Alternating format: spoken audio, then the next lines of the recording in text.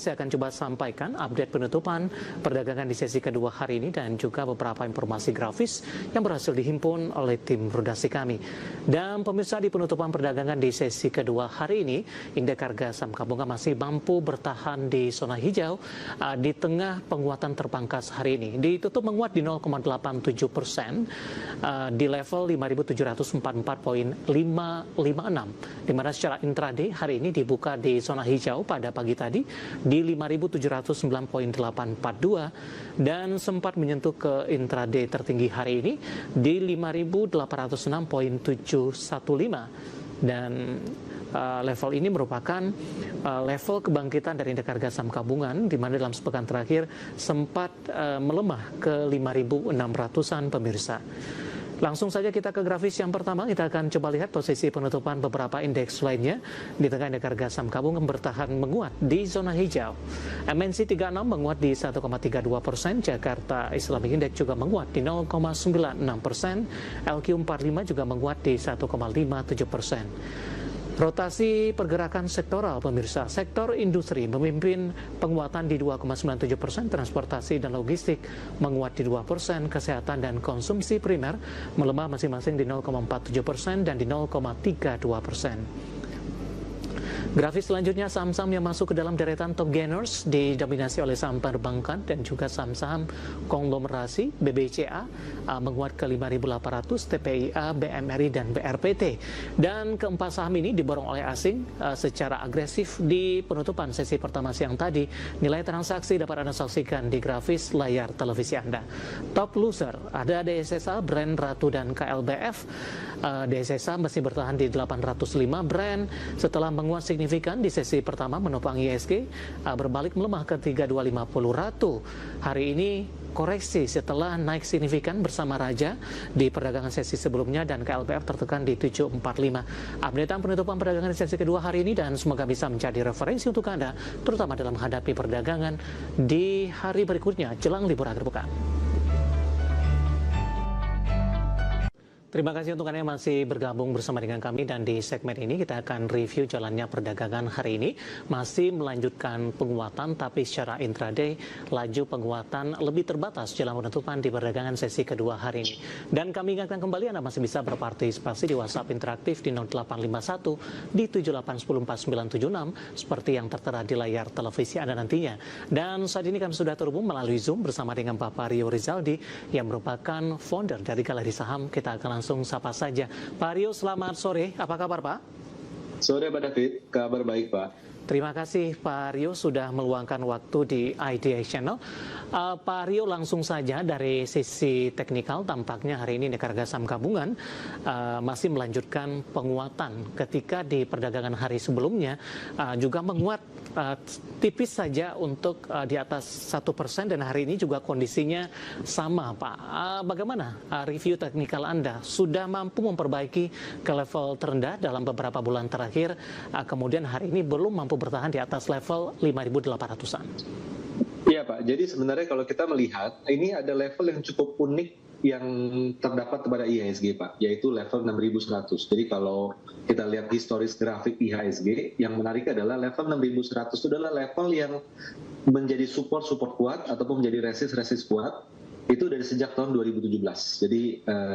Jadi kita lihat di sini bahwa memang selama IHSG masih berada di bawah level 6.100, maka kecenderungannya masih sideways, ataupun misalnya ada sentimen yang kurang oke, maka itu kecenderungan adalah masih melaju ke area negatif. Nah, tapi kalau kita lihat sekarang secara support, terdekat IHSG itu ada di level 5.500, itu adalah level support IHSG, dengan level resisten tentunya ada di level 6.100 tersebut. Jadi kita kalau secara teknikal kita lihat, kita sebut 6.100 adalah level psikologis yang sudah sangat lama. Nah, jadi pada dasarnya dengan perkembangannya ada sekarang, kita bisa expect range pergerakan IHSG di kisaran support 5.500 dengan level resisten di 6.100. Semakin IHSG bisa bergerak sideways di area mendekati 6.100, kita bisa asumsikan bahwa bottom itu sudah terbentuk dan mungkin bearish is over. Tapi selama IHSG masih di bawah 6.000 pada dasarnya kita masih anggap belum ada fondasi yang kuat bagi IHSG untuk mengalami penguatan kembali. Baik, dengan posisi indeks harga saham gabungan yang kembali mengalami koreksi dalam, meskipun dalam beberapa hari terakhir indeks harga saham gabungan mencoba untuk bangkit, Pak. Dari pandangan Anda sendiri, Pak Rio, untuk semester 2, ini bagaimana prospeknya? Adakah juga melakukan pemangkasan dari sisi target yang sudah ditetapkan sebelumnya, di tengah dari laju indeks harga saham gabungan masih cukup tertahan, Pak? Ya, pada dasarnya dengan segala dinamika yang ada di semester 1 ini, memang target IHSG memang pasti akan direvisi, Pak ya, revisi. Jika di awal tahun kita expect indeks itu bisa di atas 10.000, maka akhir tahun ini mungkin kembali ke level 9.000 itu udah bagus gitu di sana. Tapi kita perhatikan di sini mungkin kalau memang di semester 2 ini segala hal yang ada di baik itu di ekonomi kita ataupun di sentimen di luar negeri itu relatif sudah sama, tidak ada hal perkembangan yang baru, dalam arti semua berita sudah keluar. Mungkin kita bisa expect sebenarnya IHSG arahnya ke 7.200 sampai 7.500 masih sangat memungkinkan, kurang lebih seperti itu, Pak. Dengan minor target ada di kisaran 6.900 pada dasarnya seperti itu. Tapi balik lagi, 6.100 harus mampu dicapai dan IHSG bisa bertahan di level tersebut, karena itu adalah level support maupun resist yang pada dasarnya terbentuk dari sejak tahun 2017.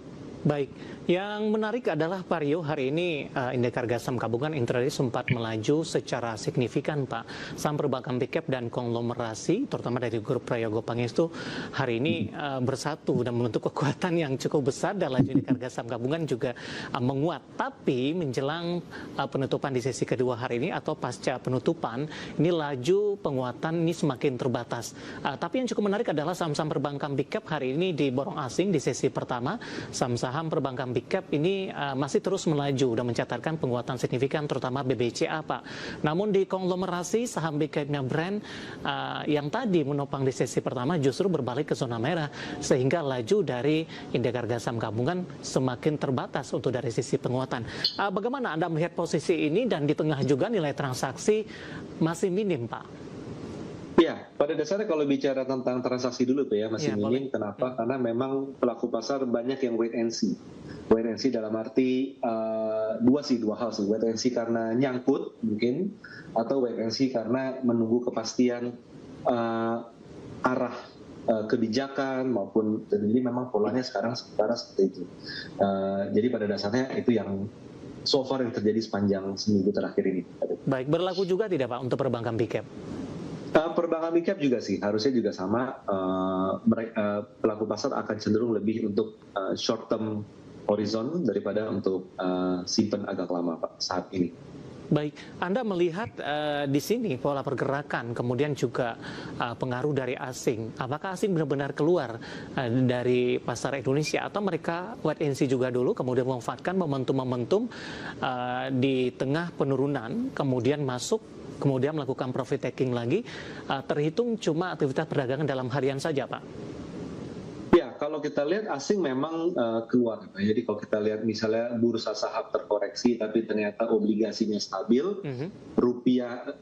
bursa saham terkoreksi tapi rupiahnya stabil, itu jadi artinya uang tuh masih diam di negara kita. Tapi kalau misalnya rupiah itu melemah, US dollar menguat, artinya memang ada capital outflow, kurang lebih seperti itu. Dan kalau kita melihat kondisi di mana dolar dari 17.500 sekarang sudah hampir mendekati 18.000 lagi, jadi memang kelihatannya masih ada outflow, Pak, untuk agregat ya dari Indonesia, gitu, Pak. Baik, menarik, Pak Rio. Kita akan jeda terlebih dahulu. Nanti kita akan coba lihat saham-saham pilihan apa saja yang masih Anda rekomendasikan. Kita akan jeda terlebih dahulu, Pak Rio, dan pemirsa, kami akan segera kembali sesaat lagi.